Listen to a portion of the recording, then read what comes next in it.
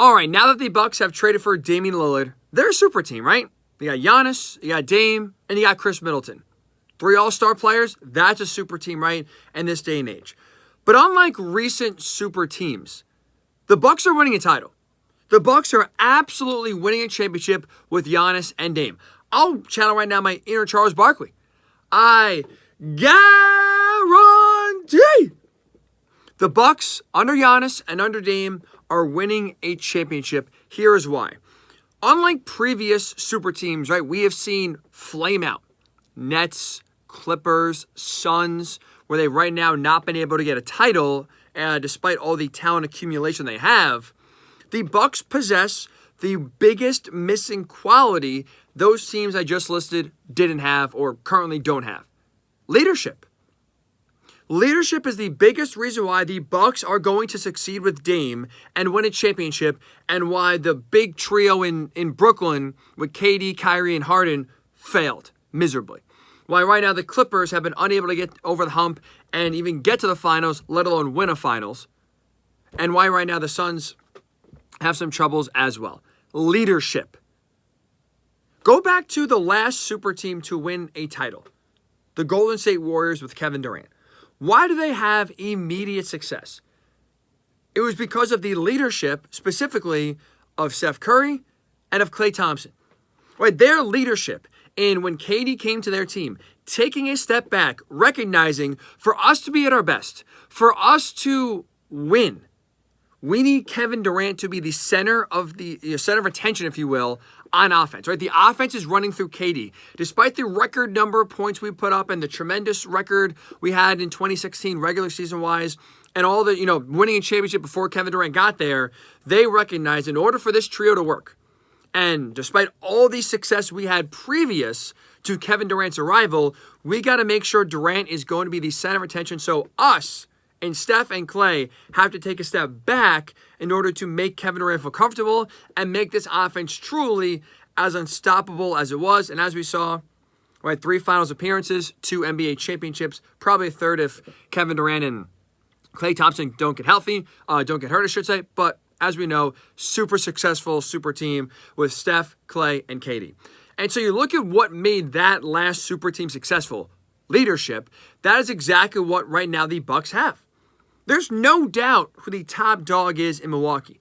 It's Giannis, right? It's Giannis's team. This is a guy who's won a title, whose teams have made and had more success in the playoffs than Dame's teams have in the past. And Giannis is a guy, right? No one would argue, has a championship pedigree. So for Damian Lillard now to go from Portland to Milwaukee, this has been a guy who all he's talked about is winning. Right? He doesn't care about the stats. He doesn't care about his individual awards. He wants to win a championship. You now go to Milwaukee, there's no doubt whose team it is. The offense will run through you, and especially late in the game, you'll be the feature guy for the Bucks to close out a close game, don't get me wrong. But it's still Giannis' team. Right? The leadership foundation Giannis has built in Milwaukee is stable, where Dame's coming over and he's falling in line. Right? He's not coming to save the Bucks. He's not coming to be, the missing piece. They've already won a title.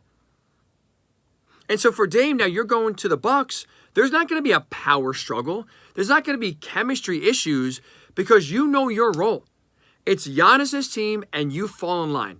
I think that's the way right now the power structure is set up in Milwaukee, and that's the type of player I think Dame is going to be.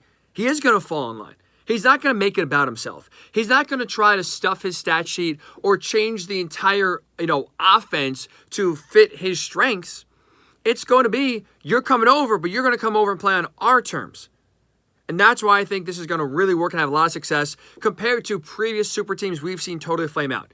Right? Kevin Durant, I like Kevin Durant. He's not a leader.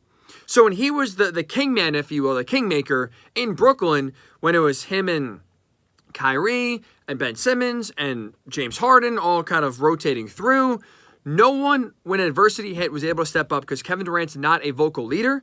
Kyrie Irving did what he wanted to do. James Harden quit on the team multiple times. Ben Simmons didn't play. But there's no one there checking anyone. There's kind of individuals playing, just happen to be in the same uniform. That's not the case here.